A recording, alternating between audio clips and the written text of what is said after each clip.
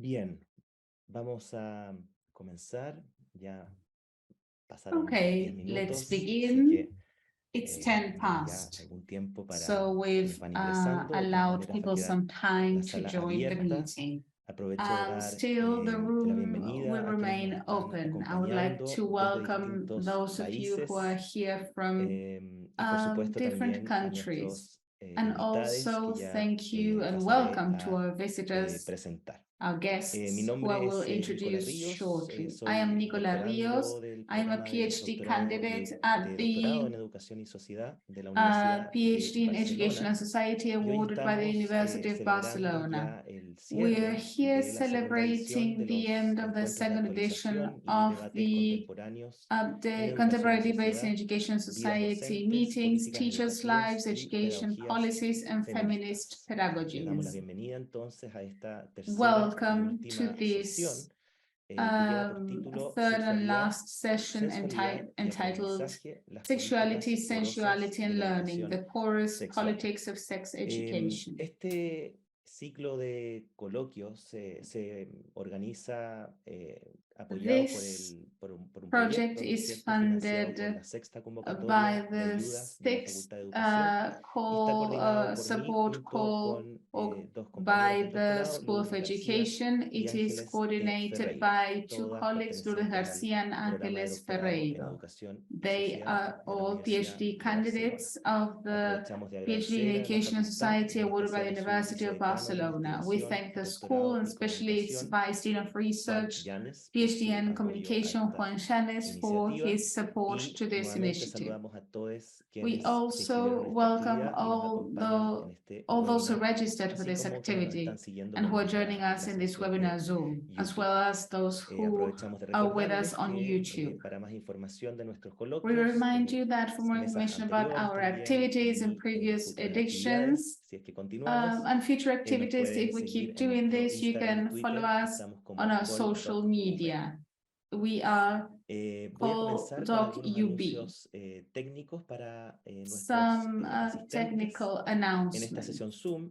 Para quienes nos acompañan por Zoom, disponemos de In traducción this Zoom simultánea. session, we A lo largo have de la sesión pueden simultaneous configurar el interpreting. idioma Throughout del the que desean session, you escuchar can el set coloquio, up the en este language you caso want to listen español, to. In inglés this o case, apagado, si English, alguien comprende Spanish, ambos or off, idiomas. if you understand both Para ello, languages. deben escoger la opción correspondiente To en el do botón that, de interpretación. please Hay un icono que tiene la choose forma the de un mundo right en la parte inferior de la language at the ventana bottom de la of your aplicación. screen on the little Now globe. I will explain it in English, just in case there is someone who is an English-speaking person. In your webinar control panel, you should click on interpretation, then you click on the language you would like to hear. In this case, it should be English. And there is something that is optional. If you want to hear just the translator audio, you should click the mute original audio option.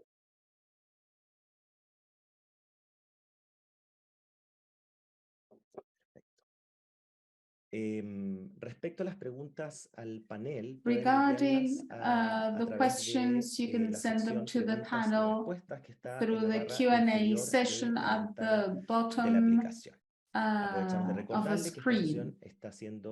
Please remember that this session is being recorded. Okay, let us now go on to introduce our panelists in this webinar. Tenemos a tres personas que We have provienen de tres contextos people that come diferentes. from three very different muy prometedor y contexts, which is very promising for this debate. I am very happy to have brought them together. So first of all, we have Dr. Kath Albury. She's a professor of media communication at the School of Sciences, Media Film Education, Swinburne, University of Technology, Australia. Her past projects have investigated young people's practices of digital self-representation and the role of user-generated media, including social networking platforms and dating apps, in young people's formal and informal sexual learning, safety and well-being practices. Currently, she is an Australian Research Council Future Fellow, and she leads the Digital and Data Literacies for Sexual Health Policy and Practice Research project. This project is taking place between 2022 and 2026. Kath, welcome. Thank you so much for being here today. Thanks so much. We also have Dr. Laura Milano. She has a PhD in social sciences at BA and professor of communication sciences, University of Buenos Aires. From the School of Philosophy and Literature of the University of Buenos Aires, she teaches seminars and diploma courses on pornography, art, cinema, feminism, and comprehensive sexual education by its Spanish acronym ESI. She's currently a visiting researcher at the School of Education, Universidad Complutense, Madrid, and she's a postdoc fellow at the Gino Germani Institute, and with the project Bad Education, Bridges Between Post-Pornographic Practices Productions and Comprehensive Sexual Education for Approaching Pornography as a Sexual Education Device. Welcome, Laura. Thank you for being here. She's joining us from Spain. And finally, we have Dr. Florian Vörös.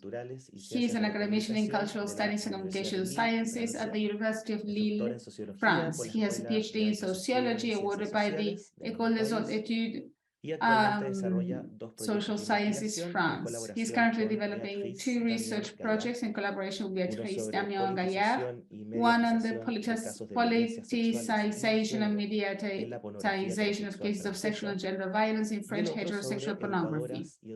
The other on sex educators on Instagram, challenging their professional and intimate careers, as well as the contents and the sexuality models they promote. Thank you, Florian, for your participation and for being here today as well. Bien, podemos comenzar. Okay, let's begin. Este webinar tiene un título sugerente. This webinar has a thought-provoking title, and it might be intriguing as well. We're talking about the porosity of sexual education. This concept, in a way, brings us to how alive the sexual education is. Also, it's alive because it breathes, and it tells us about a practice that occurs in the borders, and many times it also challenges the borders of what we consider institutional and non-institutional, and what happens in formal and informal learning fora.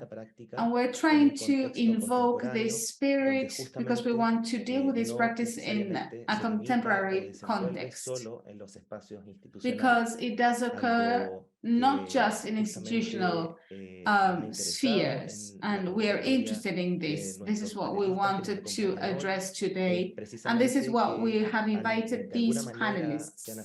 In a way, the 3 of them have addressed this question regarding sexuality education and sexuality learnings when it comes to do with reflection fields such as media and communication.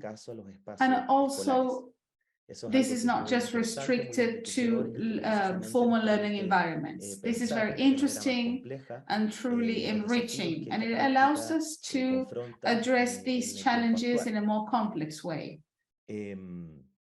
Y en ese sentido, el objetivo de este webinar es mapear algunas ideas clave. Therefore, the aim of this webinar is to map some key ideas about sexual learning in relation to a rising and complex scenario of digital sex pedagogies, usually framed as a threat or challenge to institutionalized sex education curriculum and practice. Esto incluye o va desde la producción.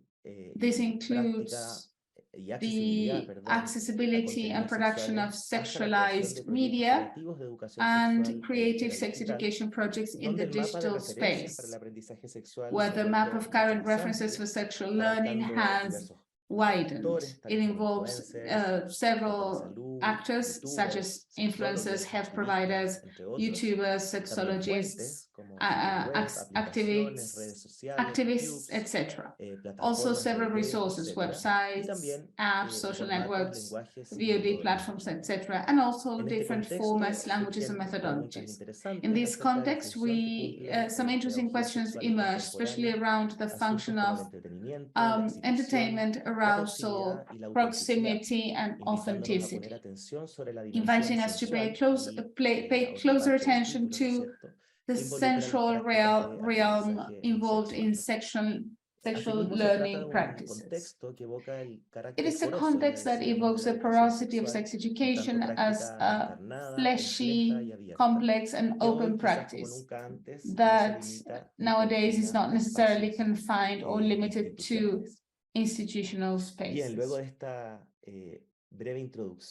Well, after this brief, or not so brief, introduction, because we need time to contextualize our work and introduce our panelists. So I would like to tell you about what we're going to do today. We will have 2 rounds of participations. Our guests will be speaking. And then we will open up a Q&A session for those of you participating on Zoom and YouTube, so that we can answer your questions. So you can write your questions in the YouTube chat or here, so that we can read them. After the first round of questions, we will make a brief 10-minute pause. Okay, don't worry, it's not that we ended the session early, but we will just have a break so that we can help our interpreter rest. So, the first question, to begin our conversation, and the question is, located at the intersection between education, sexualities, and media, how would you describe the way in which this relationship has been approached by educational policies and research agendas in your different contexts? Laura, Kath, and Florian, you work in Argentina, France, and Australia, respectively.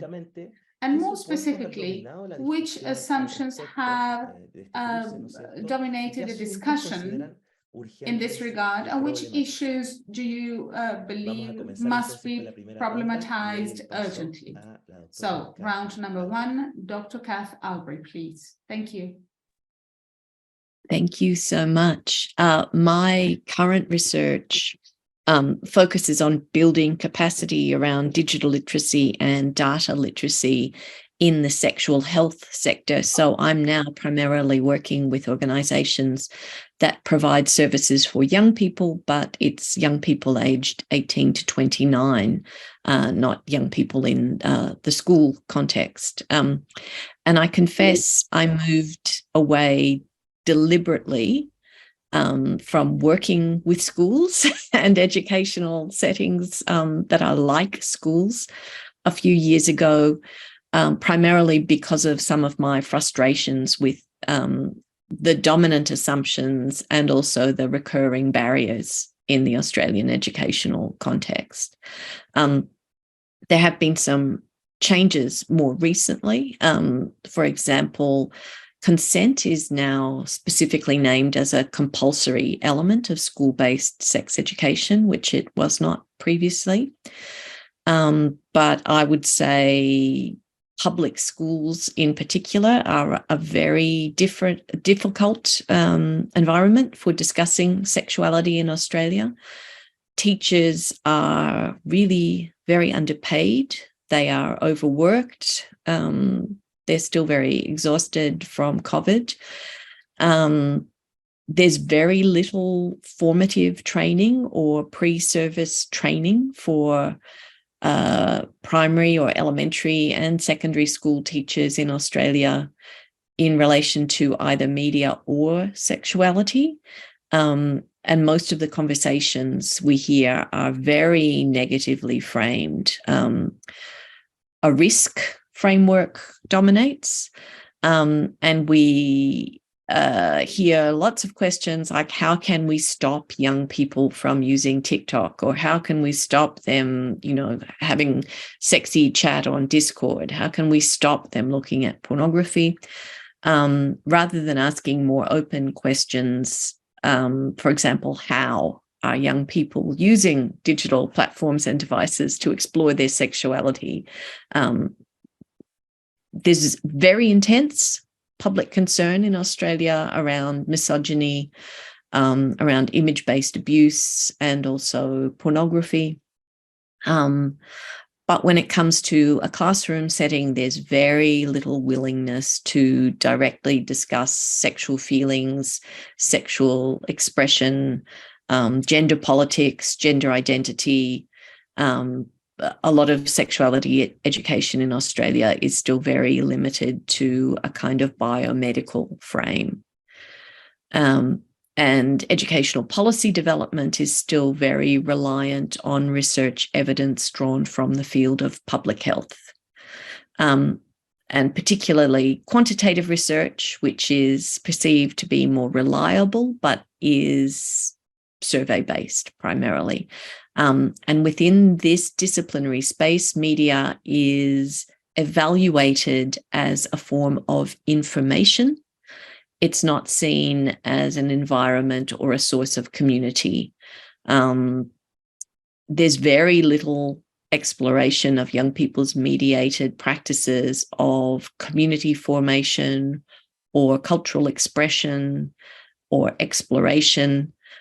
In Australia, there's very little understanding of situated peripheral learning or the kind of informal learning practices that take place in lots of different settings, but in a digital context. For example, the chat about sex and relationships that might take place on a Discord channel while people are gaming.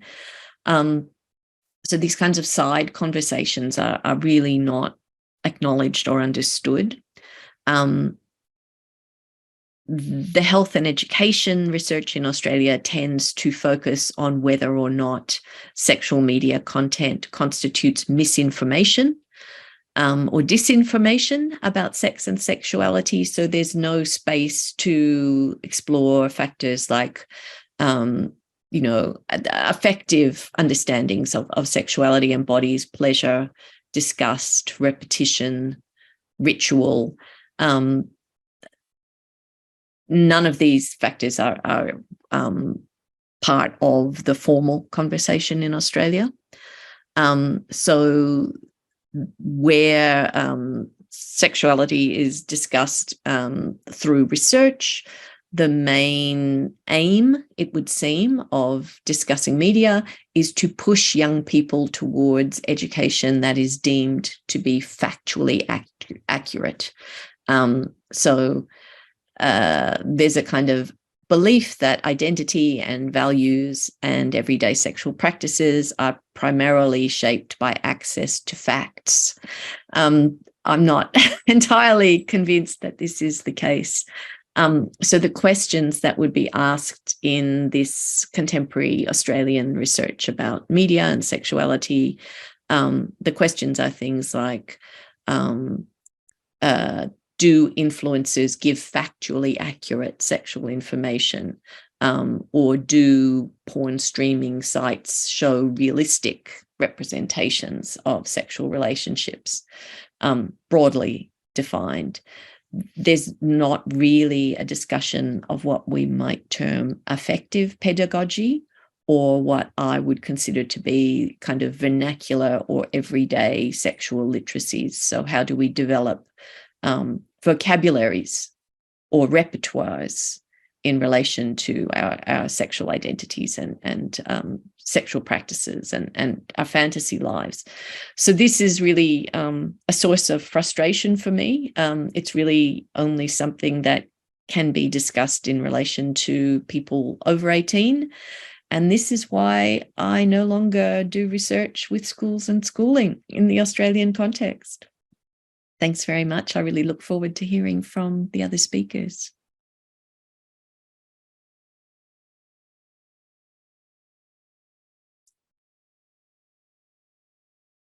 Muchas gracias, Kath, por este panorama. Thank you, Kath, for this perspective, which is a very interesting starting point. And it perfectly addresses the question. I'm sure we can comment on it later on. Thank you so much. Now let's go on to Laura. Bueno, buen día a todos por ahí. Muchas gracias. Good morning, everyone. Thank you for the invitation, Nico, and the University of Barcelona for making this possible. Thank you to the Education PhD. En un contexto totalmente distinto. Well, our context is completely different, and that's what's great about this exchange. I would like to say a few things. First of all, regarding an educational policy framework in Argentina in the area of sexuality education. And second, how sexual education, sexuality and media interact in this framework. And third, if I have time, I would like to contrast this with what I've seen in Spain in the last few months. En Argentina, desde el año 2006, since 2006 in Argentina, so that's quite a few years ago, we've had a national comprehensive sexuality education law. It's a nationwide federal law, and it covers the entire Argentinian territory. Desde el primer momento, o sea, desde la primera línea de la ley, promueve que the word go, the first line in the law states that comprehensive sexuality education is the right of every student from early childhood until teacher training. So that also includes the adults training to be teachers. From the beginning, this is stated as a right and not as an obligation that institutions have as cross-cutting content. And this changes the debate, the fact that it's a right and not an obligation. And this is something I saw clearly in Spain. Hopefully I'll be able to address that as well. Because as the law states that this is a right, then it sets aside every argument about why we should teach or provide sexual education at schools, because it's a right of students. And especially those of us who are teachers, we are facilitators to guarantee that right. And that's what the debate is about. Under this framework and this law, unlike what Kath was saying, sexuality is not considered just from the biomedical model. There is, this influence, let's say, in this tradition. Yes, that's true. We have that as well. However, the law addresses sexuality from a comprehensive perspective, considering ethical, cultural, social, and bioethical aspects, but from a more comprehensive perspective and from a gender and rights perspective as well. This allows us to open up the debate about these interactions between media, sexuality, and education. We need to think about sexuality beyond biomedicine, so we can speak about it at schools, in the classrooms. We can talk about media, hablar de representación, etcétera. practices, representations, etc. Sí es cierto, y ahí coincido, que hay ciertos también However, it supuestos is true that there are certain assumptions that in a way have to do with this dimension of thinking sexuality, especially adolescents and young people, from the perspective of the dangers entailed by sexuality. And this also includes the debate about communication media.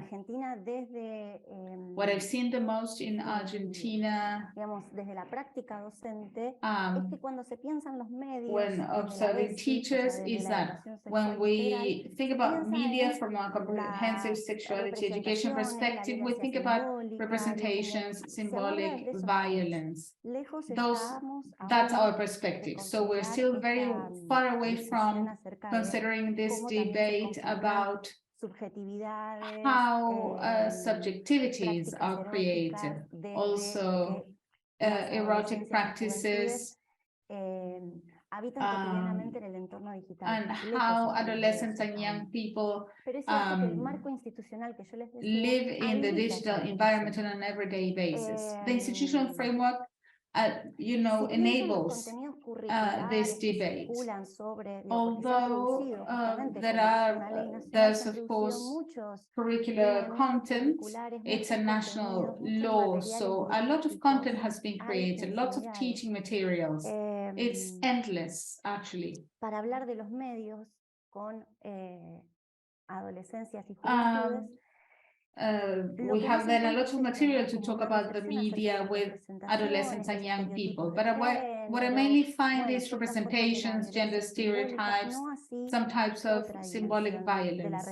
And there is another dimension that is not included when we talk about image.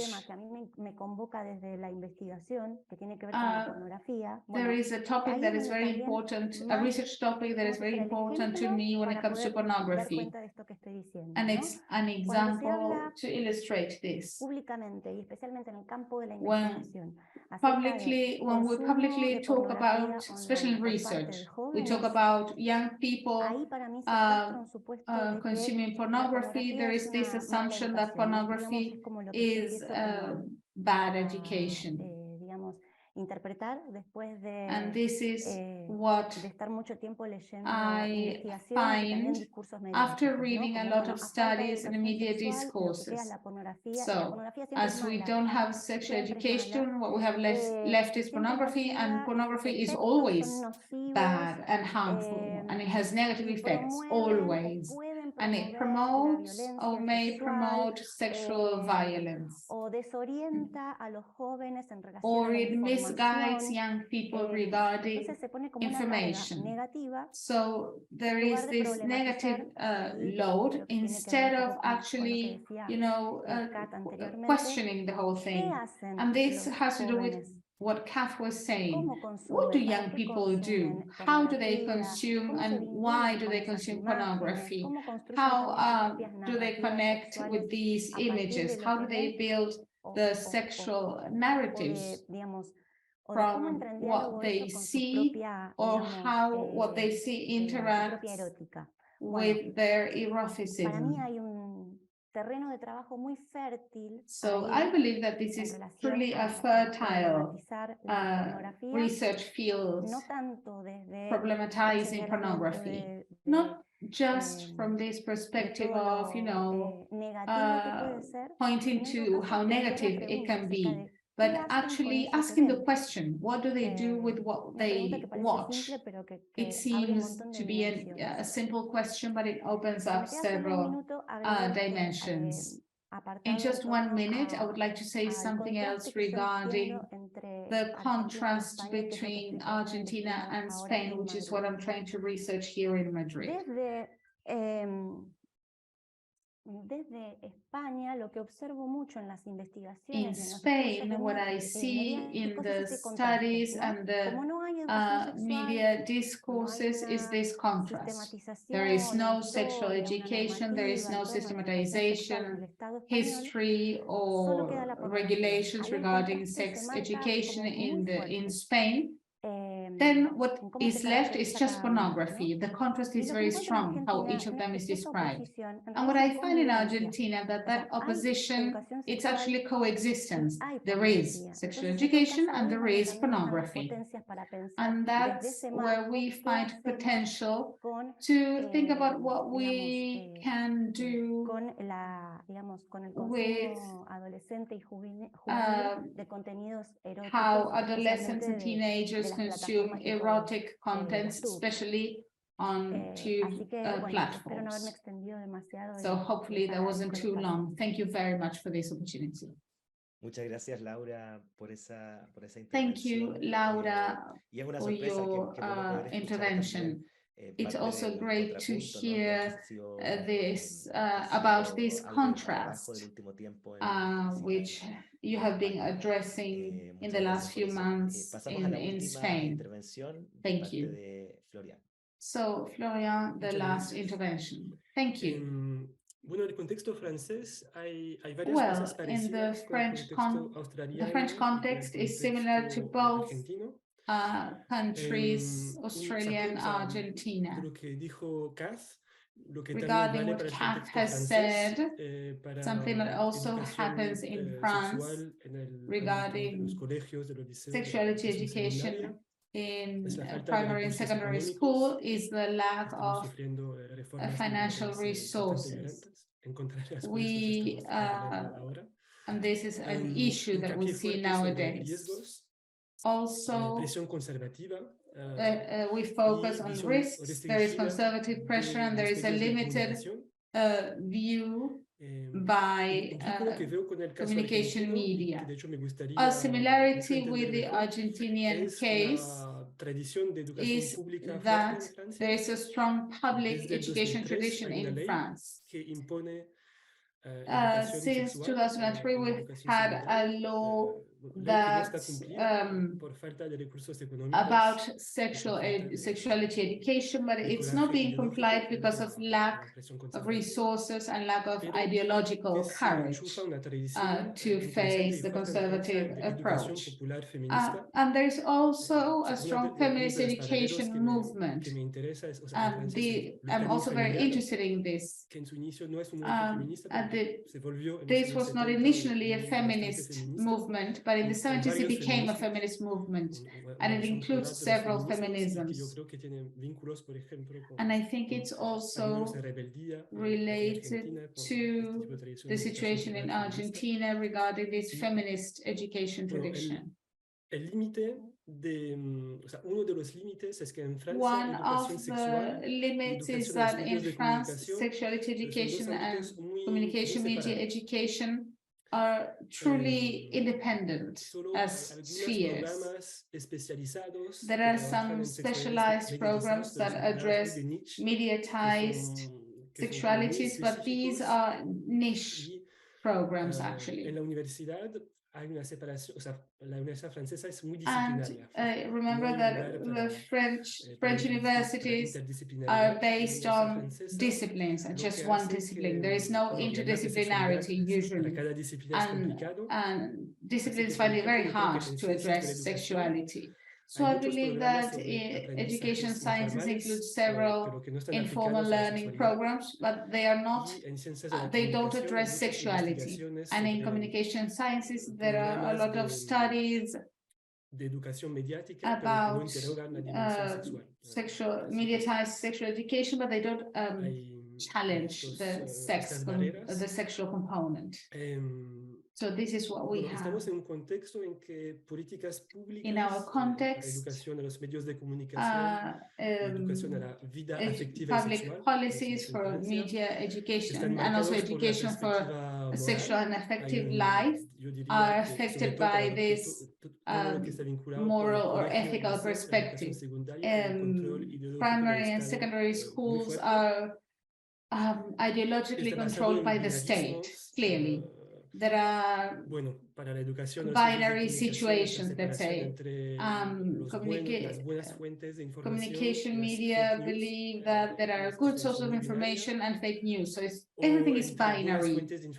And there are good sexual information sources and bad sources. Usually porn and social media are considered as negative or bad sources. Since 2018, we've had more legitimate figures of content creation on Instagram. They've become approved by public policies. And now these in particular have become good sources of information. But usually everything is binary in social media. It's like sources are considered good or bad. And in the end, it's like young people we try to help people or young people learn which sources they should trust instead of giving them the tools for them to decide on their own or to create an opportunity to have a debate that includes several perspectives. Within secondary education,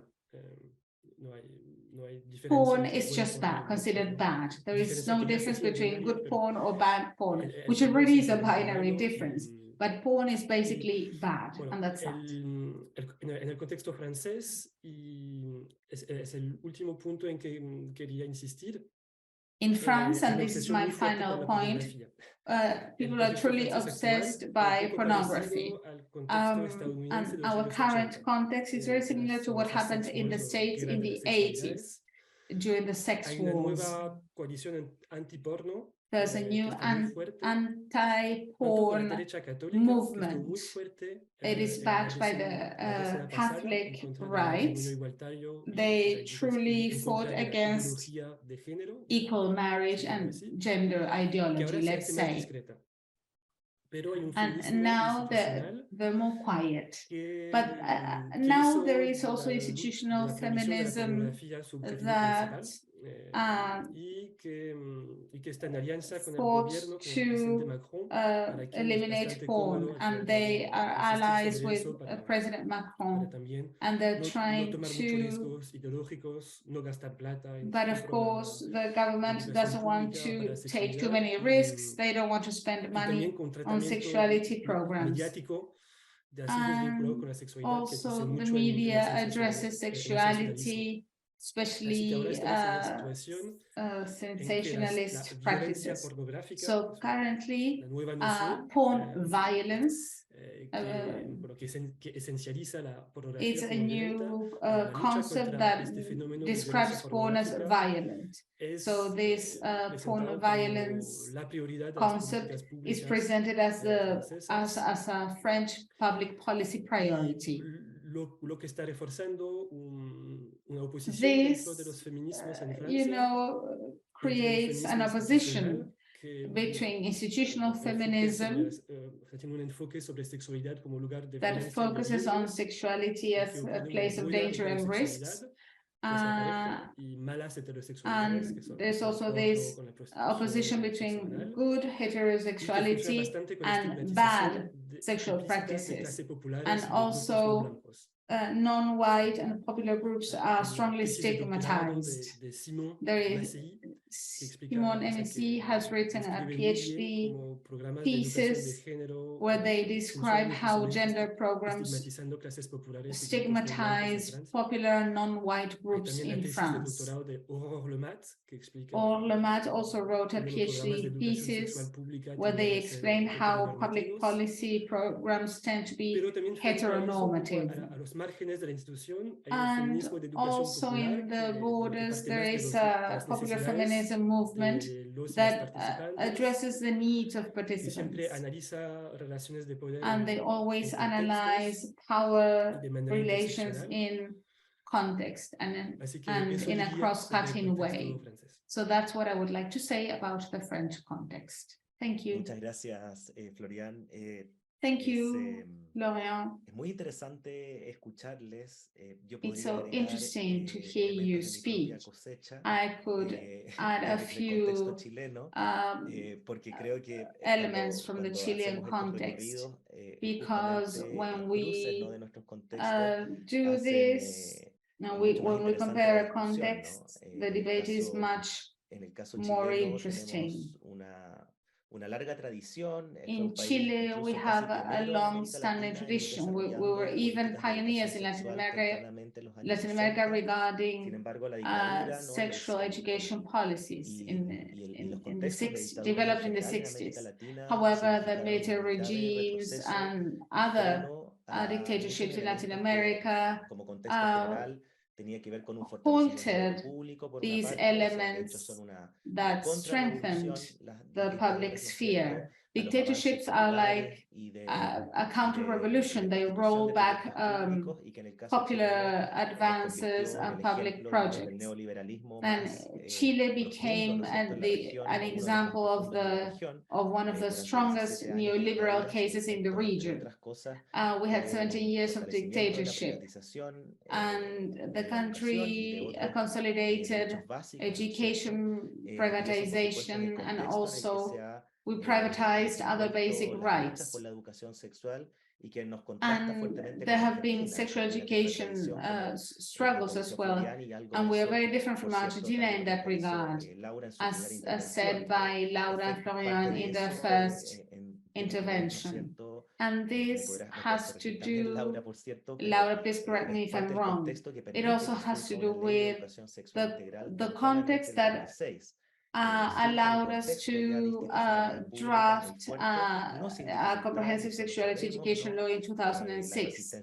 The public institutions were very strong at that time. At that time, there were difficulties, of course, but it's interesting to see that in Argentina, which has been exemplary for other fights in the region, this sexuality education law works under a framework of rights, and it also has been taken on by students and teachers that defend sexual education, that defend their right to address these topics at school. However, at the same time, both international agencies that are trying to create curricular guidelines regarding local versions, such as in Argentina and Chile. For instance, in 2020, we attempted to draft a specific education law. I think this is in case in Argentina. We had a 2006 law, but just for health. We needed the specificities of education.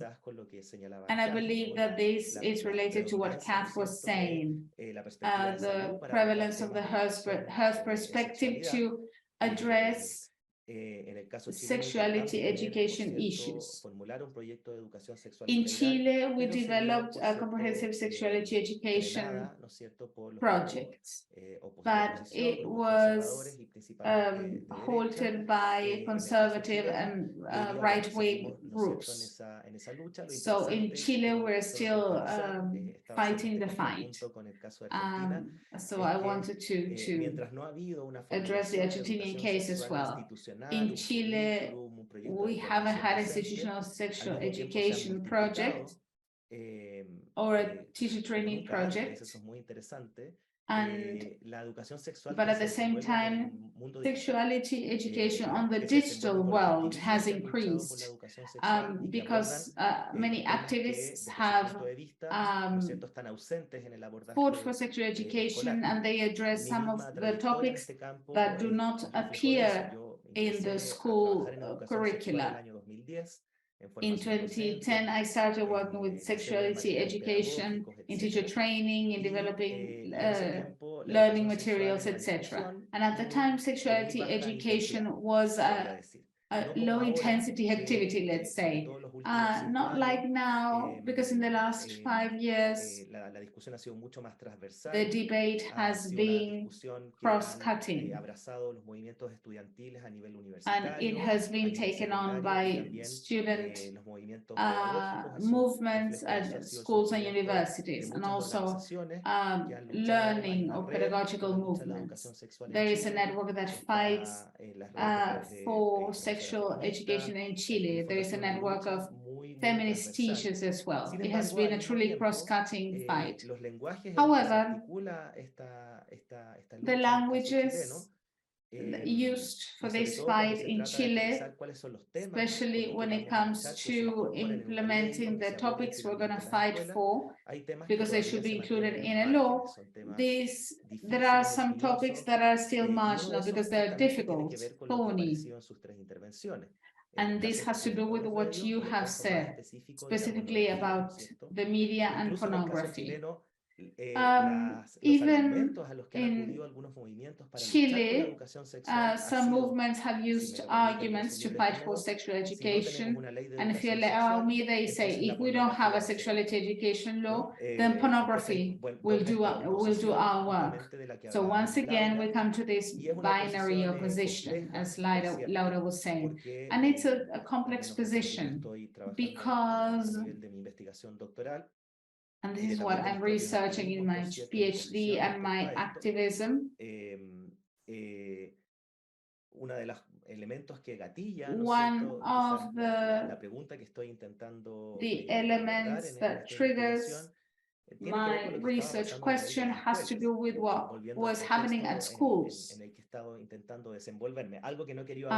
If we go back to my context at the time. And this has to do with what teachers were saying.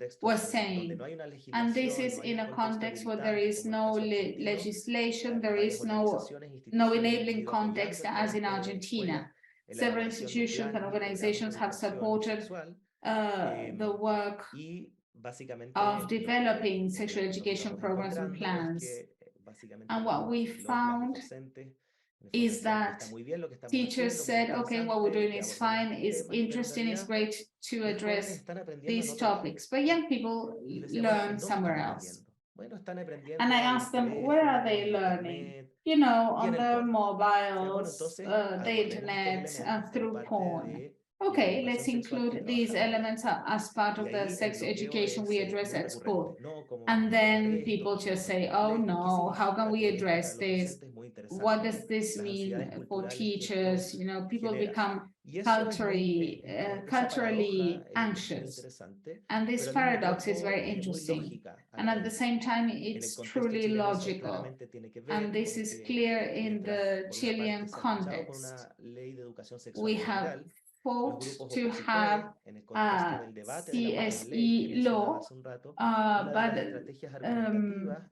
one of the arguments they used in the debate against CSE was describing this education as pornography, as you know, encouraging people to have sex, as in this is as encouraging a sex scandal, and this goes against sexual education in Chile and our tradition.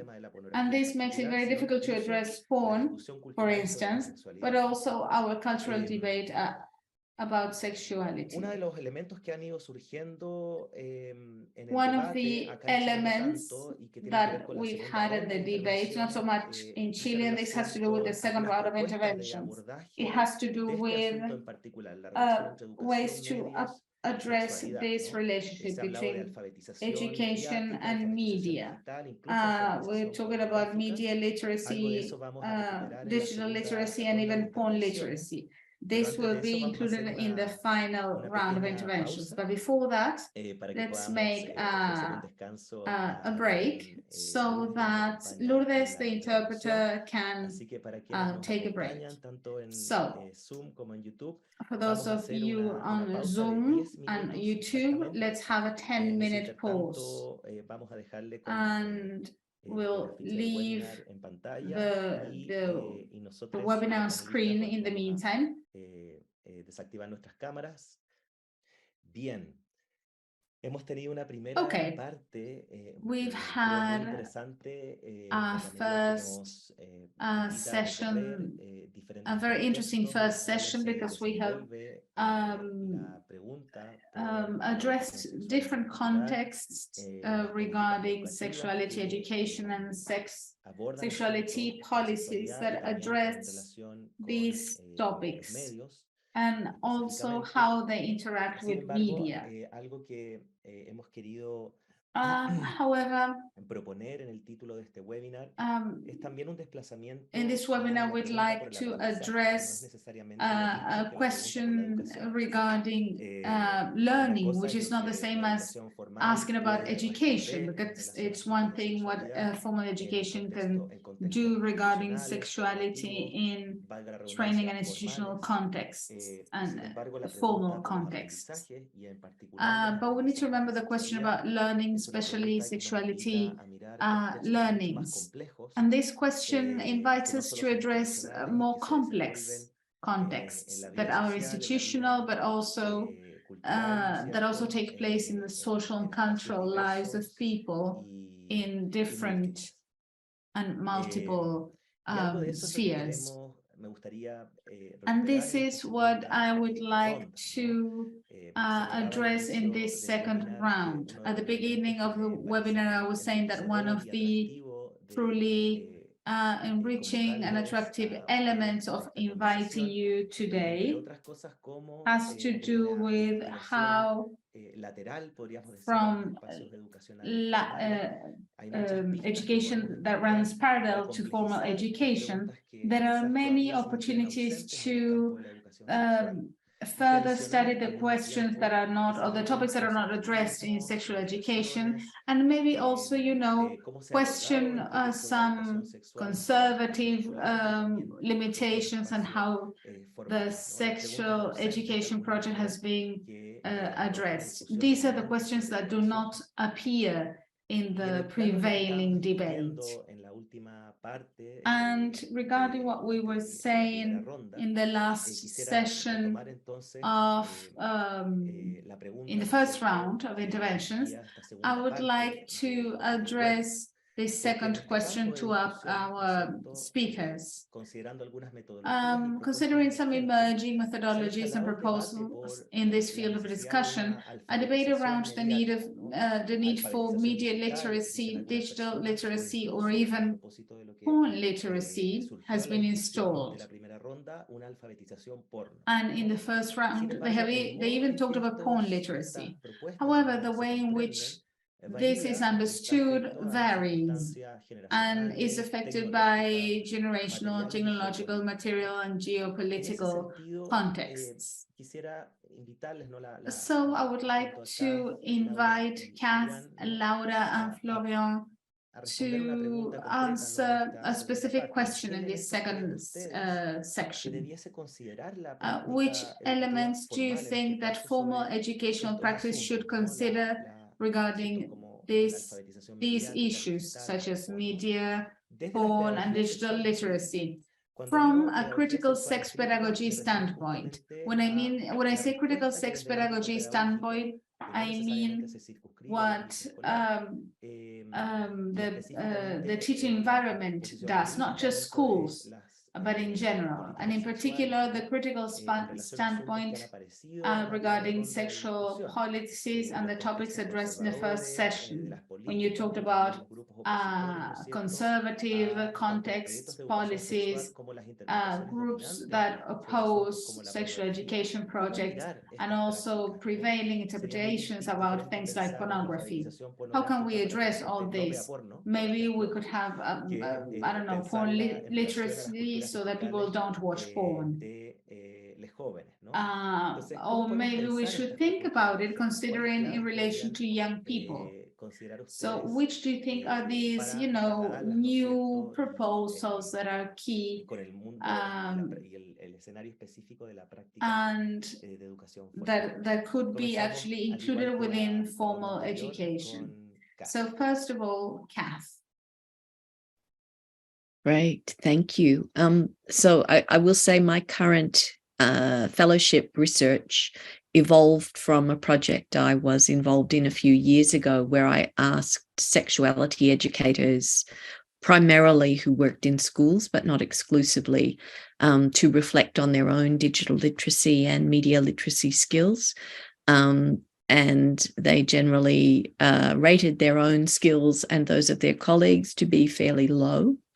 In my current project, my colleague Samantha Mannix and myself have been exploring the ways that the notion of digital literacy is or is not explained in contemporary sexual health research and practice. And this work has included a review of research publications that explicitly recommend or promote digital literacy, media literacy, or porn literacy as an aspect of sexual health literacy. In addition to reviewing this literature, we've interviewed 30 researchers and practitioners whose work encompasses digital sexual cultures and sexual health. And we've invited them to share their preferred working definitions of digital literacy. Some of them have offered very useful definitions, although they almost always add a caveat or a kind of apology for the incompleteness of their definition. And I would say my own definitions in this space are also quite incomplete.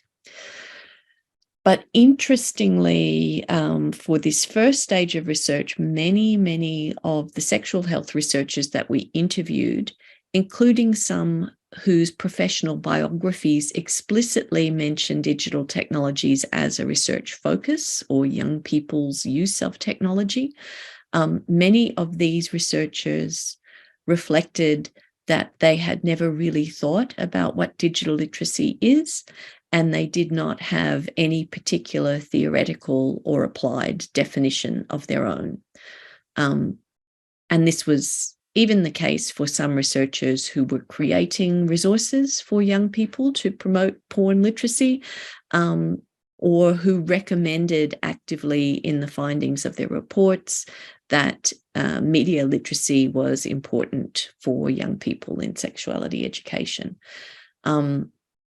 So not only was there a kind of blurriness or fuzziness around what digital literacy or media literacy might be, there was very little acknowledgement of the deep and broad history of politicization and critique in relation to the notion of literacy itself. This is a politicized concept, even in the space of language literacy, reading and writing. I would say it's become a little bland and depoliticized in relation to media, and I think that's quite interesting. Many of the people that we spoke to framed literacy as the tools to critically decode information. As I mentioned earlier, it was very much a kind of content information focused understanding of literacy. And primarily literacy was framed as an individual attribute as opposed to a collective capacity or capability. There are lots of very interesting kind of implicit hierarchies, I think, when we talk about literacy. As I say, it's quite a politicized concept.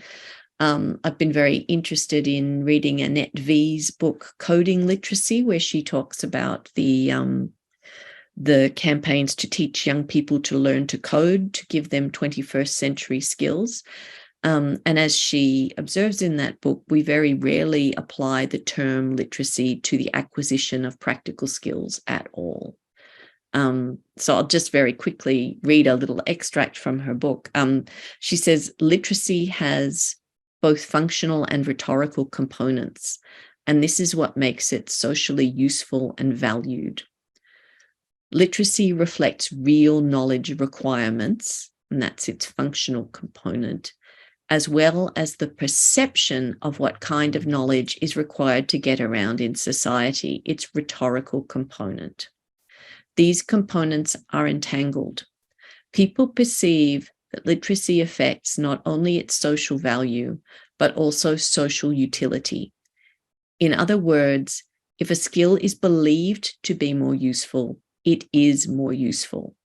Its functionality is provided by the belief in utility. And this is partly because of the social cachet afforded to it. And she says, you know, if we think about very practical skills like car maintenance and carpentry or interior decoration, we don't have particular words to describe people who don't have those skills.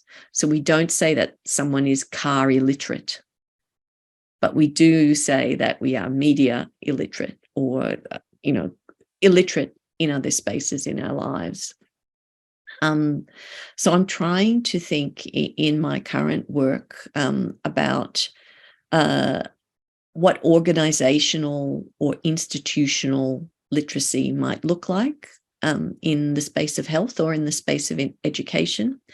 More often in the places I'm working, and I'm drawing on some of my collaboration with Anthony McCosker at Swinburne here, a kind of workplace literacy is framed as capability or capacity.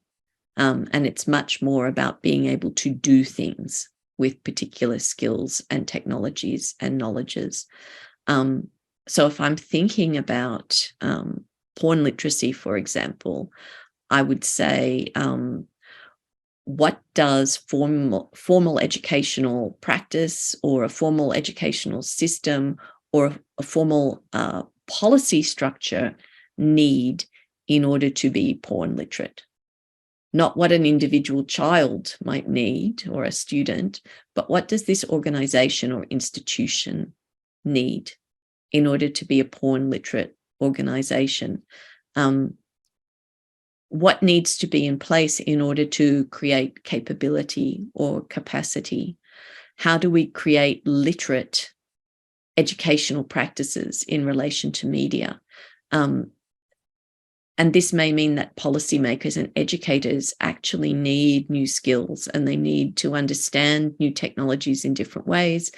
And they need different kinds of understanding and access in order to build their own literacy and capacity in this space. I think until that happens, then we will talk in circles when we talk about what young people need to know, because the organization will always move the sense of what needs to constitute literacy away from itself and towards, you know, the periphery, if you like. I'll leave it there. I'm very much looking forward to the other presenters. Thank you.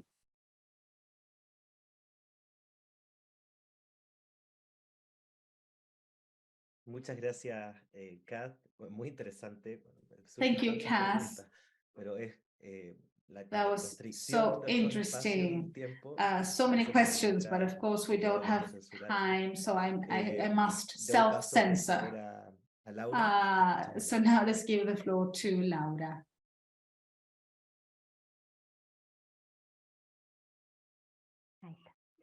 Bueno,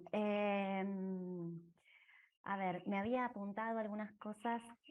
Well, I've taken a few notes. Porque en la pregunta que es disparador para este bloque, aparecía the trigger question includes media, digital and porn literacy. Yo creo que aunque tienen como un horizonte I think that común, creo que tal vez no es exactamente they do have a few things in common.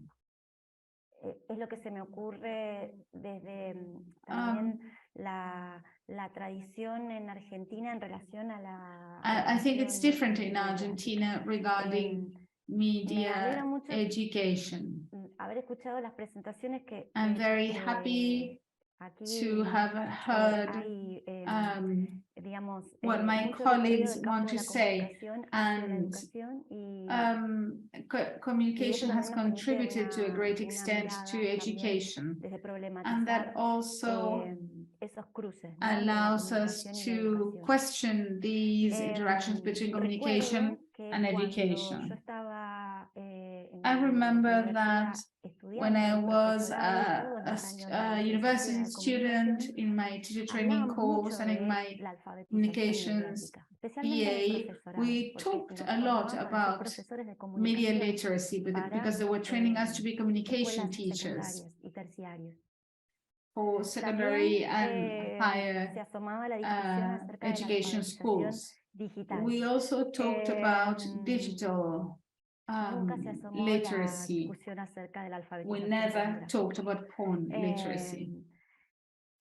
Sí había mucho empeño en formar profesores que pudieran the university really wants to train teachers that would enable critical learning about communication media at schools. Porque también dentro de los, digamos, diseños curriculares, because also within tanto pública como privada, había public and private school curricula dedicadas a la comunicación social. There were social communication approaches in secondary schools. Actually, I teach at a school that focuses on social communication. And we have, for instance, media observatories will work with technology and society, communication theories, etc.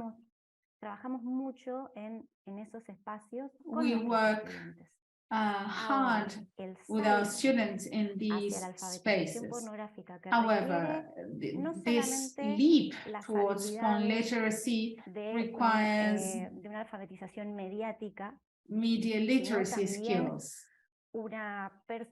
And also it requires, as I believe, a comprehensive sexuality education perspective. And that's like the interaction of both worlds, and that's a challenge. Being able to develop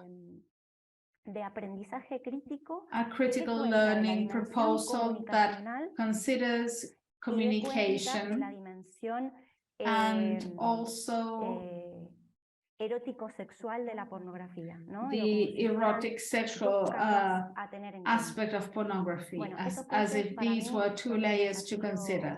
I believe that these interactions are the future challenge. If I had to add another dimension, when we consider contributions and proposals that will help us address these topics, I think we need to have a feminist perspective on these issues. A los temas en los que estuve investigando y también participando I researched several topics and I was an activist for several years as well. So we need to consider what critical pornography contributes, queer pornography, what do they contribute to as criticism, what do they contribute to sexual education, what do they contribute in their experience, how they're reflected on mainstream porn. Also, regarding the visual and experimental proposals, regarding how sexuality shows itself. And these were very truly valuable types of knowledge that we paid no attention to. So that bridge between critical porn experiences and porn literacy is very important, but the bridge hasn't been built yet, not formally at least. En una investigación previa que yo hice, quería pensar estos puentes entre I conducted a study on this bridge between post-pornography and CSE. I could not find formal experiences, but that doesn't mean there isn't another type of connection or potential connection that we might create in order to address porn literacy, not just to say that porn is bad, as we said before, but actually to be able to share other critical reflections that can actually help adolescentes, pero también a quienes estamos frente adolescent a una students, aporte una and also mirada those of us diferente sobre el teaching, so tema. that they have a different perspective on the Eso en topic. relación a pensar estas posibilidades o estos aportes en relación a la alfabetización pornográfica. Has to do with porn literacy and its contributions. It's very important to think about the double dimension communication and eroticism and sexuality, that on the one hand, and also what we can get from critical pornography experiences from the feminist movement. Muy interesante, además. Thank you, Laura. That was very interesting. De tu propia experiencia también, ¿no? And it's great to hear about your experience and how you have addressed these topics in the school context. And this also tells us about your own path in these interactions that actually make up who we are. Finally, Florian. Thank you. Bueno, para explicar un poco, o sea, para mí los temas de educación, I believe that education topics, in my case, education topics are new. Cómo se construyen las My PhD focuses on how masculinities are built by using digital communication and porn in particular. En profesionales, activistas. Now I work with professionals and activists in social media and the arts, and they are trying to modelos, normas, change de masculinidad, masculinity models and norms and also gender relations. I would like to just share a few ideas that interest me. I'm no expert in education, but I'm still interested. I feel that we need to break away from this opposition between people who know things and people who don't know things when we address this topic. And I would like to confess something. We're all the result of sustained sexual ignorance. And with Gruson, who is an artist I work with, we have a common reflection and we will try to develop it artistically. There are things we learned too late, and also some things that we would have liked to learn before. And also our capacity to act. And what can be done from our ignorance. So what do we do when we actually don't know how to do things? And that's what actually happens with adolescents in general. There are so many things that we don't have access to as adolescents. And what do we do when that is the case? And I am more and more interested in a critical perspective developed in France nowadays, reflecting on adult domination regarding other power relations. I believe that we need to break away from adultism, because, you know, this claiming that we have the right knowledge, and we need to contrast this with our own ignorance.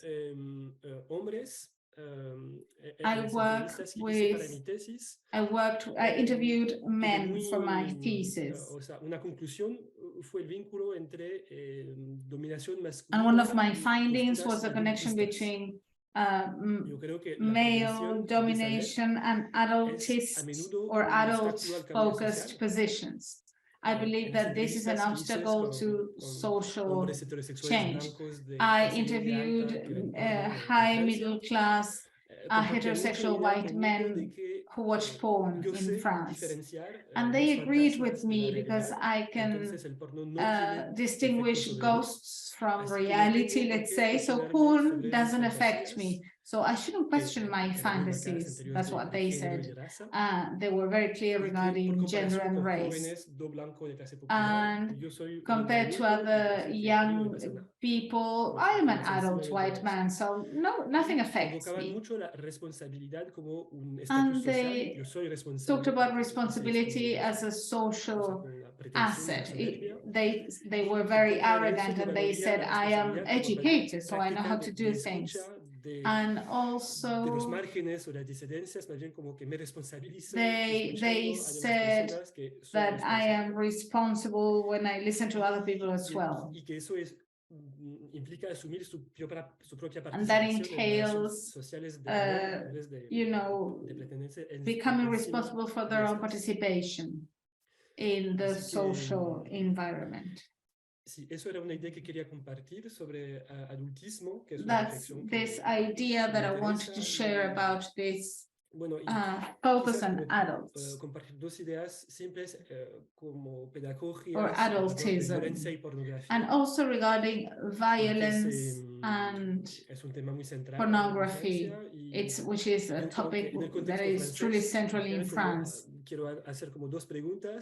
And I would like to ask two questions in France in particular. Why do we always consider violence in porn as separate from other cultural environments? For instance, in the theater and the cinema, okay, but when they talk about violence in porn, they separate it from the theater and films. Why do we make such a strong distinction between these with these cultural sectors? And second, why do we always think about how porn participates in rape or violence culture, but separate from other media images? Why is porn always an exception? And why should we not include it in the cultural contexts where it is seen, watched, and practiced, and how it shares some characteristics with other imaginaries? Thank you. Muchas gracias, Florian, por esta intervención. Thank you so much for this intervention. Pistas y reflexiones, por cierto, que there are many questions and reflections that you have shared with us. They are all truly significant and interesting. And this is a truly budding debate. Florian, what you say reminds me of the following. Porque entre otras cosas no me presenté yo. But I haven't introduced myself actually. But you know, these are the flaws of moderators. I introduced other people, but not myself. But I can tell you that for several years now, I have worked on the area of sexual education. That's how I met Laura. But also, I have been an activist regarding post-pornography. In the South American context. And among other things, currently I lead a film festival in Chile. The idea is to provide an opportunity to alt porn, queer, feminist, post-porn films. A few days ago, we were reflecting with the team, and we talked about something that happens in porn or post-porn film festivals. And many times this reflects what you were saying, Florian, the exceptionality of porn. It's like we need to include trigger warnings and, you know, so that people know what they're gonna watch. But in other film genre or other genre in general, it doesn't happen. Nobody says that, I don't know, there is a racist warning in American war films, for instance. That doesn't happen. So there is this exceptionality of what is sexual, as if it were a specific violence that can be distinguished from others, while other warnings do not include trigger warnings, etc.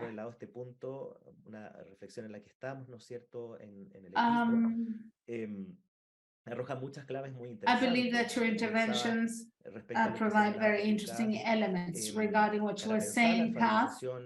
When we think about porn literacy, we need to address media and digital literacy as well.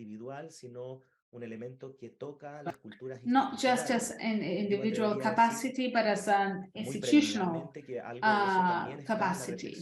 I would say that this is also should be addressed by sexual education. It's not just to be considered in one subject as taught by one person. Sometimes, as Florian was saying, someone is, considered the person holding the knowledge regarding sexuality. Foucault talked about this. People who know about sexuality are psychologists, or I don't know, religion teachers, or guidance teachers, biology teachers. That's another tradition. However, this happens a lot happened a lot in my experience. It's one thing to talk about not discriminating LGBTQI population in the classroom, and then the general inspector, I don't know, does different things for heterosexual and homosexual people holding hands, for instance. There's like a double standard. Therefore, there are informal practices that persist outside the classroom, even though non-discrimination might be addressed in the classroom. If we apply this to literacy, we need to remember that addressing these topics require a broader, more institutional and organizational perspective. And it shouldn't just be considered an individual capacity or skill. Laura, also, you said, what do we need for porn literacy? I was thinking about several things you said in the first section when we thought about the comprehensive sexual education law in Argentina. And this is connected to what Florian said as well. Every literacy project should pay close attention to considering literacy as a way to rebuild hierarchies between that who knows and that who doesn't know. We need to remember Paulo Freire and the critical pedagogy tradition. We shouldn't think about literacy as a bank where someone knows and someone else doesn't know, and they're waiting for someone else to provide them with their knowledge. So this should be considered throughout education and should consider several generations. And it's not just something that knowledge shouldn't just be transferred to young people because they don't know and they're going to be taught this literacy because they don't know how to work in the digital world. But also adults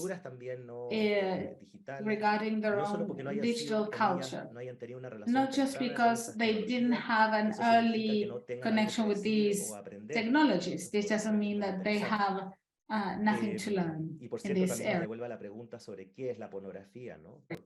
And we come back to what pornography is. It's not just the audiovisual or the technological media we might see. It's a longer standing tradition. What Florian said is very interesting as well regarding how asking about literacy makes us ask about ignorance as well, and how we're related to knowledge, and how this type of project also entails addressing the policies of ignorance. And these are policies within sexuality learning at institutions and with as people as well. Well, we're very close to the end of this webinar. However, we have just a few minutes to answer questions. These are questions from the YouTube and Zoom participants. Remember that you can ask questions here. And if there are no questions, of course, we can comment on or provide each other with feedback. Maybe we have questions to pose one another. That's an opportunity as well.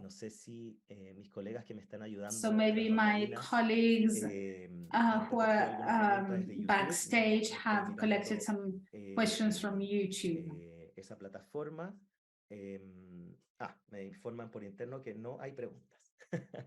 Okay, they're telling me there's no questions. Al parecer tampoco.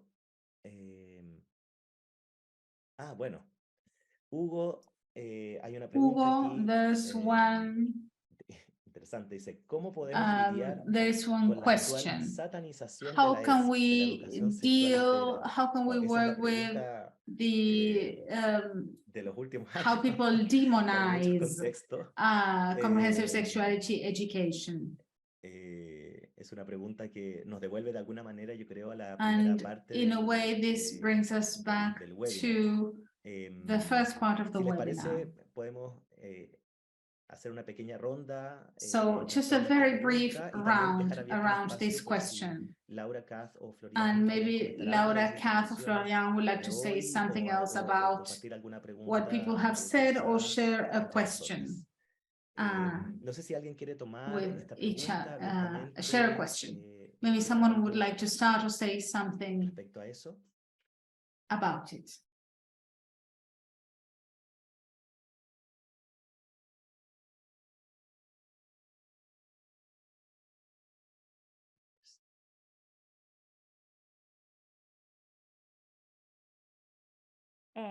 Bueno, aprovecho. Me parece así como muy sugerente la pregunta porque the question is very interesting. Y bueno, seguramente tiene su expresión particular en because it's contextos true. que hemos mencionado hoy. And this applies in the different contexts that we have mentioned today. There is a strong resistance to everything we've said today regarding sex education, especially regarding porn literacy. Hay algo como muy, digamos, muy complejo. There's a very complex issue. Tiene que ver con cómo desde el planteo de it has to do with how desde las resistencias from a la educación the sexual, resistance to sexual education aparecen no solamente los pánicos sexuales, sino también como una we have sex panic as a sort of discourse consolidating technique that affects cis heteronormative models regarding identity, corporality, and desire, and also how experiences around sexual education comprehensive, diverse, egalitarian sexuality education seem to be challenged from these more traditional perspectives. I believe that this might be dangerous, especially when you say, people say in Latin America, don't mess with my children. And in Spain, in the last few months, there is this parent objective figure. So families and also conservative sectors aim to, in a way, stop sexual education, at least how we've been discussing it today, because it goes against the values, because it's considered pornography, as we said before. So it's a number of arguments that actually present these perspectives on sexuality, and also the possibility of creating education around this. I believe these are the context we are dealing with nowadays. They are very complex contexts.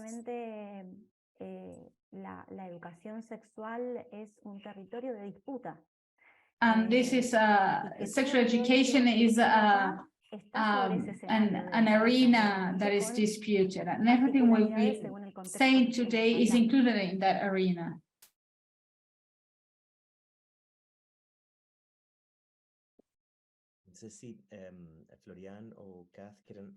Maybe Florian or Kath would like to say something about this. Please, if you feel like it. I guess in the Australian context, the move towards a very biomedical approach has been a means of making sexuality education less controversial. So it's a defensive action. Educators will say that they work in a space of evidence-based practice, but the delineation of what counts as evidence is extremely narrow. I think there's a great concern around upsetting parents or upsetting a politician or having the school named in a news report. And so both individual teachers, but also organizations at schools as institutions have learned over many decades to teach defensively as opposed to being open to and responsive to emergent cultures and practices and sexualities.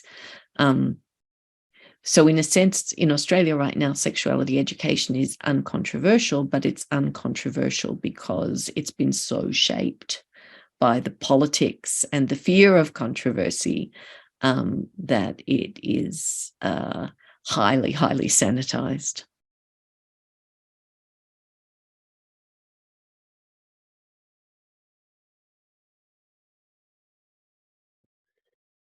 Lo que yo observo conversando con gente que participa en educación popular feminista de terreno, what I've seen with people working with feminist education is techniques to go under the radar of de los pánicos morales, moral tanto panics, a nivel nacional como a nivel local. and we can have them nationally or locally.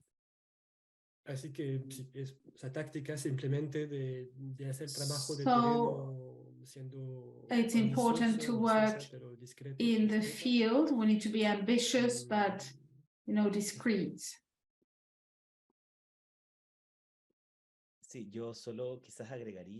I would like to add, from my experience and in the Chilean context, we've been fighting to have an enabling legislative context for sexual education. With the limitations this entails, we couldn't implement a specific bill, but also remember that Chile did not approve its constitutional reform, and this in 2019 there was a social outbreak. And it's interesting to remember this, because before considering a law, there are elements that regulate the possibility of having a law. In the case of Chile, it's a constitution that was drafted during a dictatorship. And this is part of the reason why we want to amend it. And it's an incomplete process. And this constitution includes, for instance, guaranteeing teaching freedom as one of the pillars of neoliberalism in Chile, and also the private logics. This is not just market logics. This is defending the rights of parents to choose the education of their children. And this actually deals with definitions in several topics, including sexuality. These are topics that are valued. Therefore,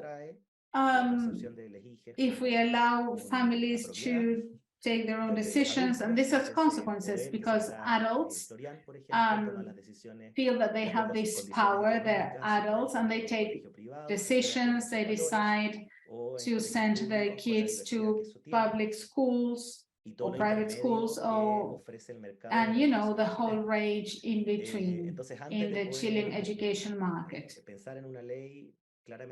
So before considering a law, we need to remember other transformation projects in Chile. We needed a constitutional change because many efforts did not, many bills of law were not even voted on in Parliament.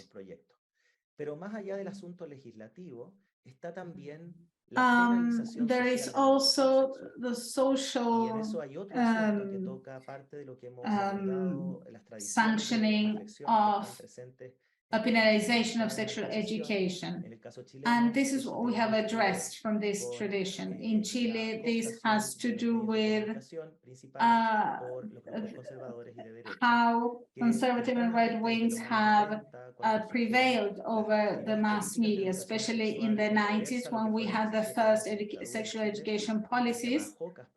The JOCAS, for instance, after 17 years of dictatorship in Chile, they had a terrible reputation, received negative media coverage, and that has prevailed. The strategies are not the same as in the 90s, and this has to do with sex scandals as well. There are paradigmatic cases that say how the cultural institutions of schools address complex sex problems, and they conclude that they go against a teacher that dared say something against the system, and we need to tell certain families that we need to address these topics. And nowadays, they do work with sexual education, but there is no law or enabling context, and they are very anxious. And actually, the person in the question talked about demonization, and this is literal. Sexual education has terrible media coverage, especially when it does address thorny issues. And it's interesting to see how in the Chilean context we have focused on biomedicine, on scientific evidence, as Kath was saying as well, and also in current debates. I have participated in several sessions from the Ministry of Education, and also in those areas they said that it was a negative strategy, you know, introducing pleasure as a topic in the bill, because this is what conservative groups took to position sex education as a sex encouraging strategy. So we need to address several topics. I wanted to talk about Chile because we deal with different topics, and this has to do with how the Chilean educational system is set up. But sexual education is not limited to institutional spaces. There's also what has been represented in other digital spaces, but we could have another webinar. Que han experimentado este tipo de proyectos en el mundo digital, porque hay censura, hay, por cierto, la constitución de las plataformas, ¿no? Lo que se ha llamado la deplataformización de la sexualidad, deplatforming of sex, ¿no? Que ha afectado a proyectos de educación sexual, a proyectos de políticas sexuales pro sexo, ¿no es cierto?, con sus distintas manifestaciones. También han vivido esa oposición en el mundo digital. Facebook, Instagram y todas esas empresas no son un espacio seguro necesariamente, ni ofrecen las mejores condiciones para que esos proyectos se desenvuelvan. Pero bueno, esas son otras preguntas que, por cierto, podremos ojalá abordar en otra ocasión. Estamos en el tiempo. Quiero agradecer muy especialmente a Kath, Laura y Florian por habernos acompañado durante estas ya 2 horas. Nos pasamos 15 minutos. Gracias por la paciencia.